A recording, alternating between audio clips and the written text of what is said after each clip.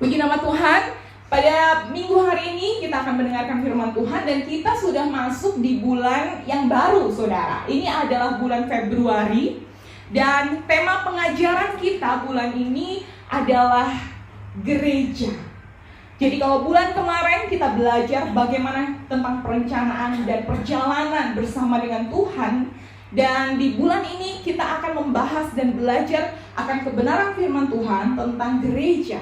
Pertanyaannya adalah kenapa sih kita perlu bahas tentang gereja? Bukankah setiap minggu kita datang ke gereja? Bahkan dari kecil, dari sekolah minggu, kita udah familiar dengan gereja. Apalagi saya, brocol dari mama saya udah masuk gereja, saudara. Tapi kenapa kita perlu bahas tentang gereja bulan ini? Karena saya menyadari bahwa tidak banyak orang Kristen yang punya konsep yang benar tentang gereja. Ada banyak pandangan yang salah dimiliki. Saya tulis beberapa pandangan yang salah. Pertama, ada orang yang berpikir atau ada sebagian kelompok yang menganggap gereja itu adalah segalanya, bahkan lebih daripada Tuhan.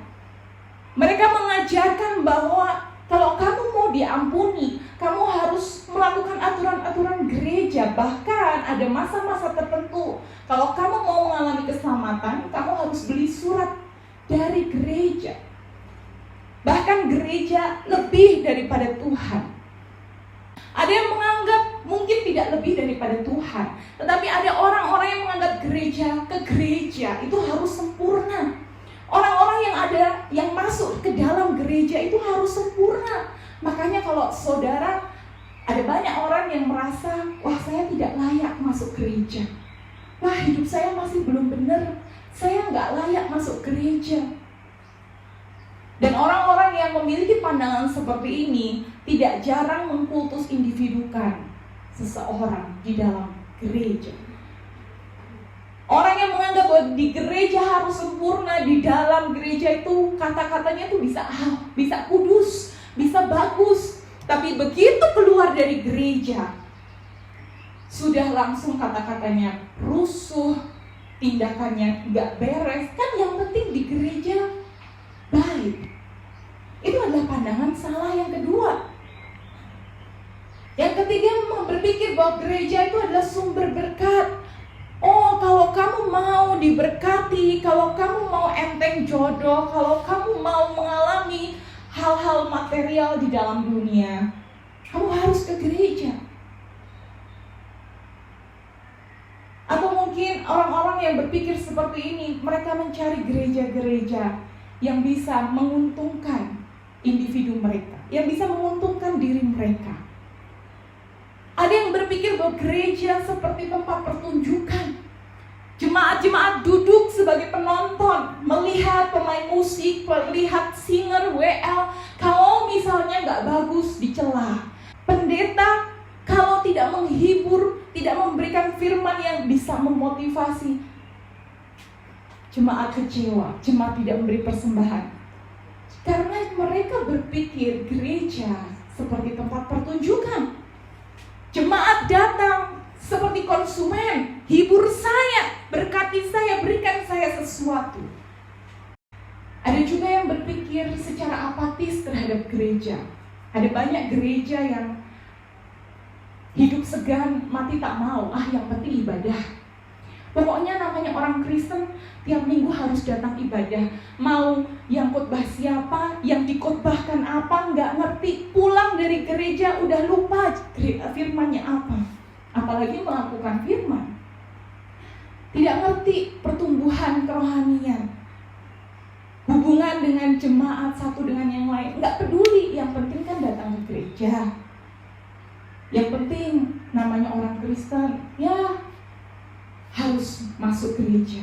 Tapi nggak ada apa-apanya. Dan saudara, setiap hari, setiap minggu, setiap bulan, setiap tahun tidak akan mengalami perubahan.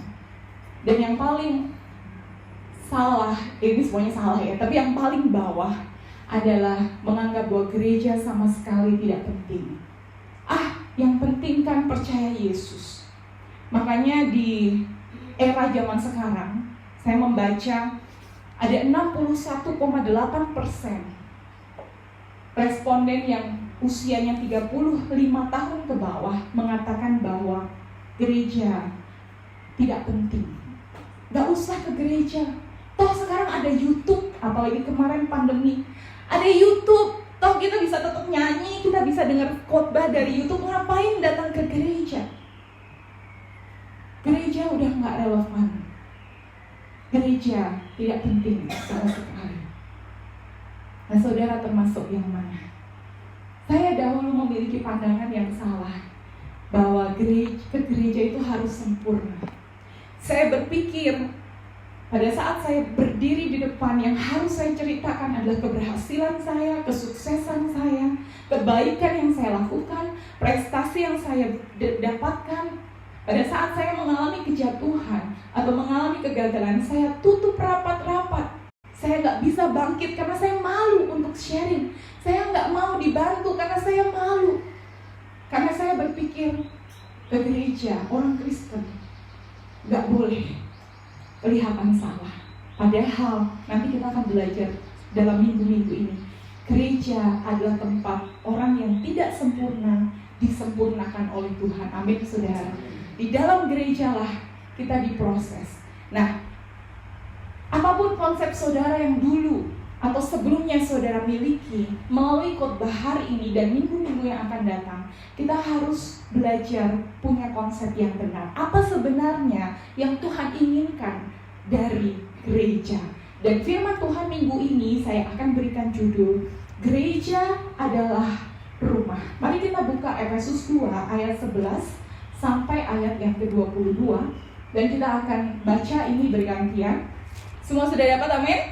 Ya, saya akan baca ayat ganjil, saudara akan baca ayat genap. Demikian bunyi firman Tuhan. Karena itu ingatlah bahwa dahulu kamu sebagai orang-orang bukan Yahudi menurut daging, yang disebut orang-orang tak bersunat oleh mereka yang menamakan dirinya sunat, yaitu sunat lahiriah yang dikerjakan oleh tangan manusia. Waktu itu kamu tanpa Kristus tidak termasuk keluarga Israel dan tidak mendapat bagian dalam ketentuan-ketentuan yang dijanjikan, tanpa pengharapan dan tanpa Allah di dalam dunia. Tetapi sekarang di dalam Kristus Yesus, kamu yang dahulu jauh sudah menjadi dekat oleh darah Kristus. Karena Dialah damai sejahtera kita yang telah mempersatukan kedua pihak dan yang telah menumbuhkan tembok pemisah, yaitu perseteruan. Sebab dengan matinya sebagai manusia, ia telah membatalkan hukum Taurat dengan segala perintah dan ketentuannya untuk menciptakan keduanya menjadi satu manusia baru di dalam dirinya. Dan dengan itu ia mengadakan damai sejahtera. Dan untuk mendamaikan keduanya di dalam satu tubuh dengan Allah oleh salib, dengan melenyapkan perseteruan pada salib itu. Ia datang dan memberitakan damai sejahtera kepada kamu yang jauh dan damai sejahtera kepada mereka yang dekat. Karena oleh Dia kita berdua dalam satu roh beroleh jalan masuk kepada Bapa. Demikianlah kamu bukan lagi orang asing dan pendatang, melainkan kawan sewarga dari orang-orang kudus dan anggota-anggota keluarga Allah. Yang dibangun di atas dasar para rasul dan para nabi, dengan Kristus Yesus sebagai batu. Di dalam Dia tumbuh seluruh bangunan, rapi tersusun menjadi bait Allah yang kudus di dalam Tuhan. Di dalam Dia kamu juga turut dibangunkan di tempat kediaman Allah di dalam Roh. Amin. Saudara yang dikasih Tuhan, konteks dari ayat ini adalah pada saat itu jemaat-jemaat di kota Efesus, di mana Paulus merintis di situ, dan Paulus sedang ada di dalam kota yang lain. Paulus mendengar bahwa gereja di Efesus mengalami sebuah permasalahan. Yang terjadi adalah jemaat-jemaat di Efesus itu nggak bertegur sapa satu sama lain. Jemaat-jemaat di Efesus itu bahkan ada yang saling bermusuhan.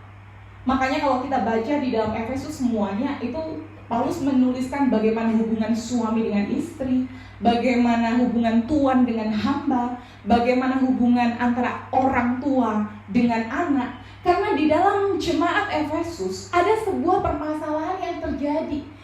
Satu dengan yang lain itu nggak bertegur sapa, bahkan bermusuhan, bahkan berkonflik. Dan akhirnya apa yang terjadi? Orang-orang mulai tidak menikmati persekutuan.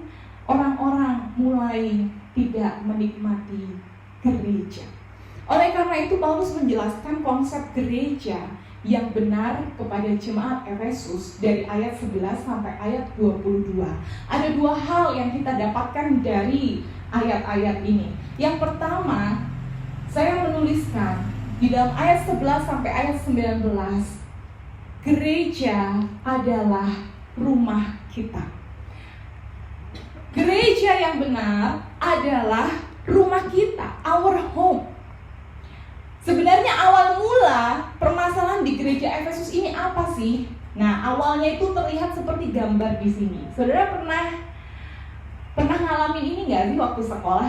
Apa yang saudara lihat di gambar ini? Perbedaan. Terus apa yang terjadi? Nge-gap, betul nggak? Kamu kok pakai bajunya merah Spider-Man? Kita kan pakai bajunya Batman. Aku nggak mau temenan sama kamu, ya nggak? Terus abis itu yang ini udah agak remaja, gosip satu sama lain. Tahu nggak itu tuh? Wah, anaknya cupu. Jangan mau sama dia. Dan akhirnya yang terjadi adalah mulai ada kelompok-kelompokan, mulai ada konflik, mulai ada permusuhan karena ada perbedaan. Nah, di dalam ayat yang kita baca di sini dijelaskan bahwa ternyata orang Yahudi di gereja Efesus merasa lebih hebat dari orang-orang yang bukan Yahudi. Sama yang kayak gini. Orang-orang Yahudi merasa dia adalah pemilik janji Abraham. Dia adalah yang memiliki hukum Musa. Apa itu orang-orang Yunani? Mulai ada pengasingan. Sementara di satu sisi orang-orang Yunani dan orang-orang yang bukan Yahudi, mereka juga mulai nge-gap. Apa itu orang Yahudi? Kuno, kolot, hukum yang udah ratusan ribuan tahun aja masih dipelajari dan lain sebagainya. Dan akhirnya karena yang satu berbeda dengan yang lain dan merasa lebih hebat dari yang lain, akhirnya yang terjadi ada sebuah perbedaan, ada sebuah gap, ada sebuah pemisahan antara satu dengan yang lainnya. Di sini Paulus jelas mengatakan di ayat 14, karena dialah damai sejahtera kita yang telah mempersatukan kedua pihak dan yang telah merubuhkan apa? Tembok pemisah. Karena pada saat itu ada banyak tembok-tembok pemisah. Karena mereka merasa lebih hebat satu dari yang lainnya. Dan bukankah ini seringkali terjadi di dalam gereja? Antara sadar atau kita tidak sadari, kita menciptakan pemisah satu dengan yang lain. Sukuku lebih hebat daripada suku yang lain. Etnisku lebih bonafit, lebih elit daripada etnis yang lain. Mungkin ada tembok antara yang berpendidikan dan yang kurang berpendidikan. Mungkin ada tembok antara orang yang tua dan orang yang muda. Apa sih orang muda itu? Nggak ngerti apa-apa mereka. Yang muda juga, orang tua itu kolot dan lain sebagainya. Di dalam gereja, mungkin yang merasa kaya memiliki tembok dengan yang dianggap kurang kaya. Dan tanpa disadari, hal ini terjadi di dalam gereja. Bahkan hal ini menjadi sesuatu hal yang wajar, sesuatu hal yang kita akhirnya biasa. Saudara yang dikasih Tuhan, saya harus berkata bahwa apa yang terjadi seperti ini, firman Tuhan berkata, itu adalah konsep yang salah. Tembok-tembok pemisah ini tidak bisa diterima. Tembok-tembok ini harusnya diruntuhkan. Dan Paulus berkata bahwa kamu dahulu sebenarnya semua orang itu adalah orang-orang yang jauh.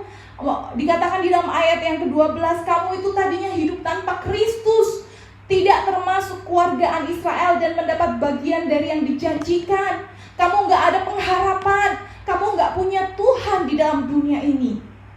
Ya, Paulus mengakui hal itu. Tetapi perhatikan ayat 13.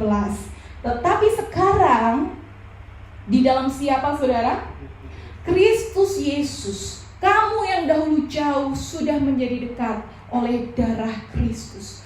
Oleh Kristuslah kita dipersatukan, semua tembok pemisah dirubuhkan, dan di dalam ayat yang ke-19 dikatakan, demikianlah kamu bukan lagi orang asing dan pendatang, melainkan kawan sewarga dari orang-orang kudus dan anggota-anggota keluarga Allah. Permasalahan di dalam gereja Efesus, mereka mengasingkan satu yang lain. Mereka merasa diri mereka lebih hebat dari yang lain. Ada tembok-tembok pemisah. Orang tidak nyaman ada di dalam gereja karena merasa diasingkan. Tetapi firman Tuhan berkata, memang dulu kita semua adalah orang asing, tetapi bukankah kita semua adalah orang-orang yang ditebus oleh darah Yesus? Amin, saudara. Dan penebusan Kristus itulah yang menyatukan kita sebagai satu keluarga. Tidak ada orang asing, tidak ada pendatang. Seharusnya gereja adalah marketnya Tuhan, di mana di dalam gereja ada sebuah kesatuan. Tidak ada yang namanya etnis A, etnis B. Tidak ada yang namanya status ekonomi yang tinggi dan status ekonomi yang rendah. Di dalam gereja seharusnya kita semua adalah sebuah keluarga.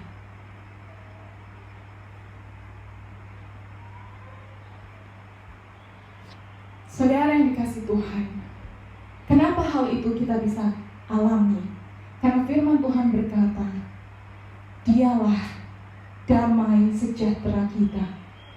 Melalui penebusan Kristus Yesus, Dia mendamaikan hubungan antara satu dengan yang lainnya, terlebih antara kita dengan Allah. Dosa membuat hubungan manusia tercerai-berai. Kapan konflik manusia pertama kali terjadi? Di dalam Adam Hawa. Kapan Adam Hawa berkonflik pertama kali? Setelah jatuh dalam dosa. Betul? Mulai saling menyalahkan satu dengan yang lain. Mulai saling merasa benar antara satu dengan yang lain. Kapan pembunuhan terjadi? Setelah jatuh dalam dosa. Dosa inilah yang membuat tembok memisah. Dosa inilah yang membuat kita merasa lebih benar satu dengan yang lain.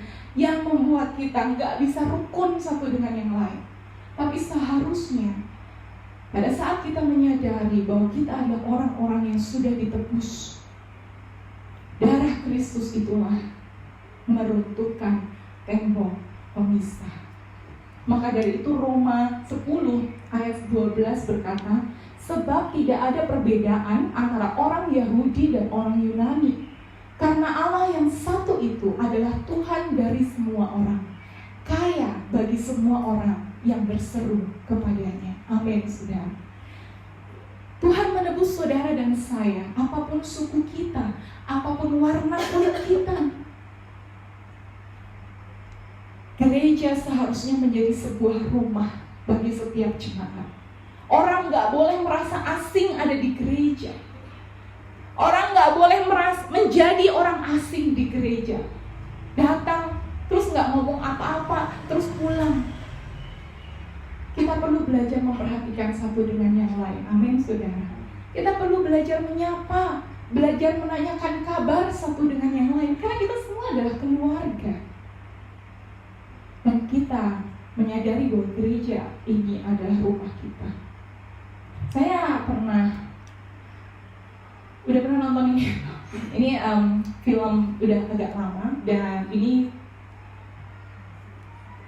namanya Remember the Titans. Di sini dikatakan ada sebuah sekolah yang waktu itu adalah multi etnis. Ada ras kulit hitam dan ada ras kulit putih. Dan kita tahu sejarah kalau di Amerika cukup kental dengan rasisme.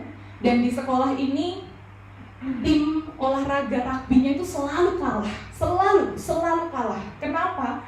Karena nggak pernah bisa nyatu. Yang berkulit hitam ngopernya ke kulit yang hitam, yang putih ngopernya ke kulit putih, dan akhirnya nggak pernah menang selama bertahun-tahun. Sampai satu ketika ada seorang guru pelatih yang baru yang diperankan sama Denzel Washington ini, dan dengan beberapa hal akhirnya dia memberikan sebuah pemahaman bahwa mereka adalah satu keluarga, mereka adalah satu tim. Tidak ada kulit hitam, tidak ada kulit putih, yang ada adalah tim Titans. Dan singkat cerita, di dalam persatuan itu mereka mengalami kemenangan demi kemenangan. Tidak heran di dalam Mazmur 133 Tuhan berkata melalui Mazmur Daud, dikatakan bahwa sungguh alangkah baiknya dan alangkah indahnya apabila saudara-saudara diam bersama dengan rukun. Di dalam bahasa yang lain, di dalam sebuah kesatuan. Bagaimana kita bisa bersatu? Bukankah kita berbeda? Kita harus mengakui perbedaan itu. Paulus mengakui bahwa memang ada orang Yunani mengalami perbedaan sebelumnya. Bagaimana kita bisa mengalami sebuah kesatuan? Tadi kita belajar. Karena kita tahu kita adalah orang-orang yang ditebus oleh darah Yesus. Dan melalui penebusan Kristus, tidak ada perbedaan. Kita semua menjadi sebuah keluarga di dalam Tuhan. Amin, saudara. Dan kesitulah Tuhan memerintahkan berkat kehidupan untuk selama-lamanya. Gereja ini adalah rumah kita. Gereja ini adalah sebuah keluarga. Dan saya rindu antara satu dengan yang lain di dalam gereja ini, kita memiliki hubungan yang juga saling mengasihi, saling memperhatikan, saling mempedulikan satu dengan yang lain. Ada perbedaan benar. Minggu depan kita belajar konflik-konflik, tetapi kita belajar satu dasar, bahwa kita semua adalah orang-orang yang diberikan anugerah keselamatan oleh Kristus. Amin, saudara. Ini yang pertama. Gereja adalah rumah kita. Tapi tidak hanya rumah kita. Gereja juga adalah rumah Allah. Tolong bacakan ayat 20 di dalam Efesus 2 tadi sampai ayat 22.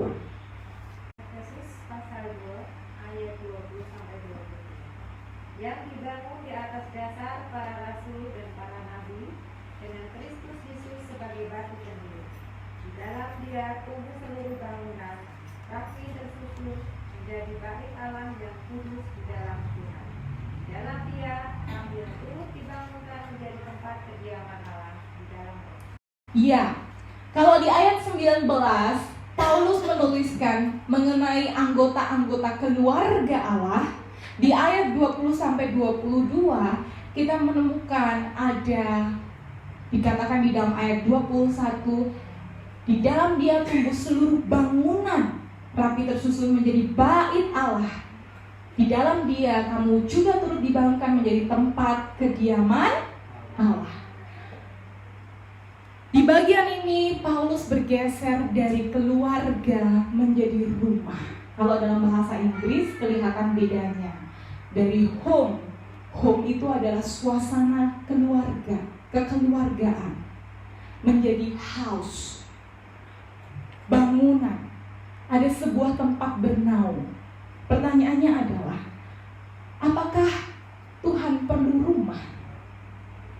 Apakah Tuhan tidak punya rumah sehingga harus ada gereja sebagai rumah Allah?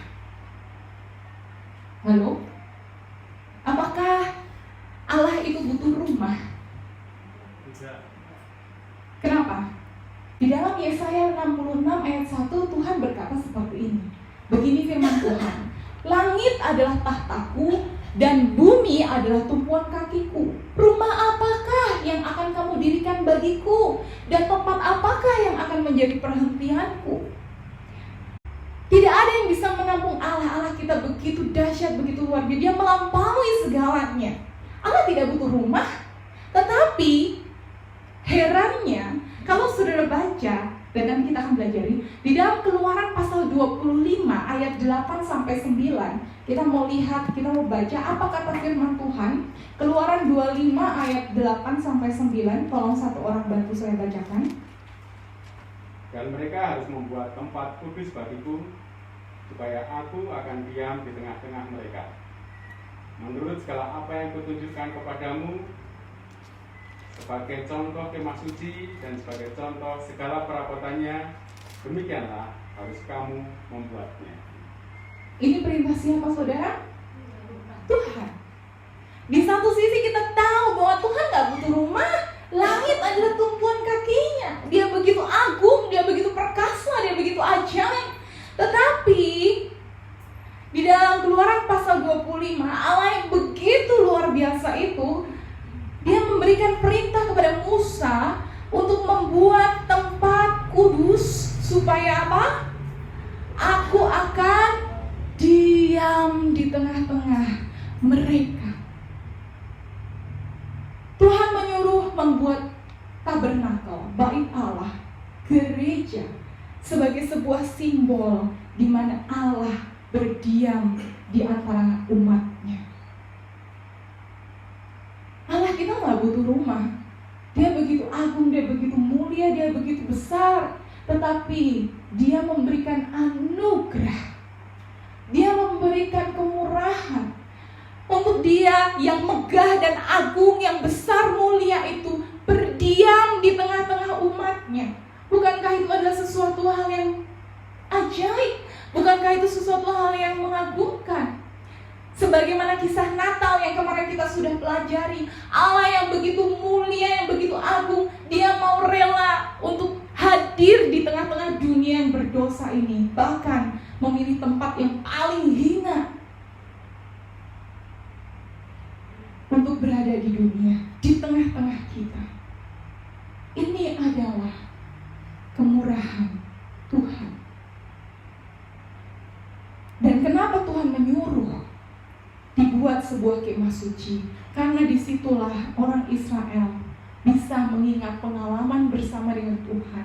Mereka bisa kembali diingatkan bagaimana perjalanan melewati Laut Merah, bagaimana mereka dikeluarkan dari perbudakan, bagaimana mereka melewati padang gurun. Di kemah suci mereka mengingat Tuhan. Mereka menyadari bahwa mereka gak berjalan sendirian, tapi ada Tuhan yang menyertai mereka. Allah memang gak butuh gedung, tetapi melalui gereja itu adalah simbol Allah berdiam di tengah-tengah orang percaya, di tengah-tengah saudara. Dan di gereja ini, setiap kali saudara datang ke gereja ini, saya berdoa supaya setiap kali saudara datang, yang saudara temukan adalah keagungan Tuhan. Bagaimana Allah yang ajaib itu, yang berkuasa, yang adil, yang mengasihi, dan segala sifat-sifat Allah. Saudara datang ke tempat ini, saudara punya permasalahan, tetapi pada saat kita melihat Allah yang besar, saudara tahu masalah saudara gak ada apa-apanya. Amin, saudara. Di tempat ini kita kembali diingatkan akan kemuliaan, keagungan Allah. Tapi bagaimana gereja ini bisa menjadi rumah Allah? Bagaimana gereja ini menjadi tempat di mana Tuhan berdiam? Di dalam ayat Efesus kembali ya, ayat 22:1 kita harus kembali bahwa firman Tuhan berkata, dibangun di atas dasar para rasul dengan Kristus Yesus sebagai batu penjuru, cornerstone. Fondasi utamanya adalah Kristus Yesus. Ayat 21, dan di dalam Kristus Yesus tumbuh seluruh bangunan menjadi bait Allah. Dan di dalam Kristus Yesus, ini diulang-ulang lagi, saudara dan saya juga turut dibangunkan menjadi tempat kediaman Allah di dalam Roh. Bagaimana gereja ini adalah rumah Allah. Dan selain gereja, kita juga adalah bait Allah. Kita juga adalah gereja. Tapi bagaimana Tuhan berdiam di dalam hidup kita, berdiam di tengah-tengah gereja ini, tidak lain dan tidak bukan fondasi dan pusat kehidupan kita harus Kristus Yesus. Amin, saudara. Tidak ada gereja yang sempurna. Gereja ini gak sempurna, tetapi gereja harus memastikan kita semua ada di fondasi yang benar. Pengajaran yang disampaikan harus ada di atas fondasi yang benar. Karena tanpa dasar yang benar, di dalam Matius, Tuhan memberikan perumpamaan. Ada dua bentuk rumah. Rumah yang satu dibangun di atas pasir. Pada saat ada ombak, pada saat ada badai, pada saat ada angin, pada saat ada banjir, apa yang terjadi? Rubuh. Rumahnya hancur. Tetapi rumah yang dibangun di atas batu penjuru, angin, banjir, apapun boleh hadir, tetapi rumah itu akan tetap kokoh berdiri. Amin, saudara. Apa yang menjadi dasar hidup saudara dan saya? Apa yang menjadi pusat hidup kita? Kalau bukan Yesus Kristus, angin permasalahan mungkin bisa menerpa, banjir, saudara dan saya akan kolaps, saudara dan saya akan hancur, saudara dan saya akan rubuh. Tetapi pada saat kita mendasarkan hidup kita dan pusat dari hidup kita adalah Yesus, permasalahan boleh terjadi, tapi kita akan tetap kokoh berdiri. Amin, saudara. Berkali-kali saya sampaikan, banyak ahli-ahli mengatakan tahun 2023 ada sebuah resesi, kelaparan finansial, banyak PHK yang terjadi. Bagaimana kehidupan kita? Apakah kita juga ikut hancur? Kalau dasar hidup kita, pusat hidup kita adalah Kristus Yesus, kita tidak akan pernah hancur karena Yesus menopang hidup kita. Amin, saudara. Amin. Oleh karena itu, saya tahu gereja ini tidak sempurna. Jadi saya berdoa dan saya memastikan bahwa gereja ini, setiap firman yang keluar harus berdasarkan Kristus. Bukan keuntungan kita pribadi, bukan keinginan kita yang dipuaskan. Bahkan dasar gereja ini bukan pendeta, karena kami tidak kekal. Dan siapa kami? Kami sama-sama orang yang diberi anugerah seperti tadi. Tetapi dasar dari gereja ini dan pusat dari gereja ini adalah Kristus. Dan saya percaya gereja yang mengabarkan Kristus, orang yang mendasarkan dan memusatkan hidupnya pada Kristus, akan tetap tegak berdiri apapun yang terjadi. Amin, saudara. Oleh karena itu, mari kita menyadari, pada saat saudara datang ke gereja, apa sih yang menjadi motivasi hati saudara? Apakah saudara ingin melihat siapa yang ada di depan? Khotbahnya enak atau enggak? Menyenangkan, menghibur atau enggak? Atau pada saat saudara datang ke gereja, saudara mengharapkan hal-hal yang material? Wah, saya dapat bantuan enggak ya? Wah, saya dapat support dan lain sebagainya enggak ya? Pada saat saudara datang ke gereja, apakah saudara sebenarnya hanya orang yang apatis? Yang penting saya datang ke gereja ya. Nanti kalau nggak ke gereja nanti ditanyain, nanti dibesuk sama tiur, nanti saya sungkan. Nah, apa yang menjadi dasar kita datang ke gereja? Firman Tuhan berkata, gereja seharusnya adalah sebuah rumah. Ini adalah rumah kita. Kita dipersatukan oleh Tuhan di tempat ini. Tidak ada orang asing. Tapi di satu sisi, tidak hanya sekedar rumah kita, di sini juga adalah rumah Allah, tempat Tuhan berdiam.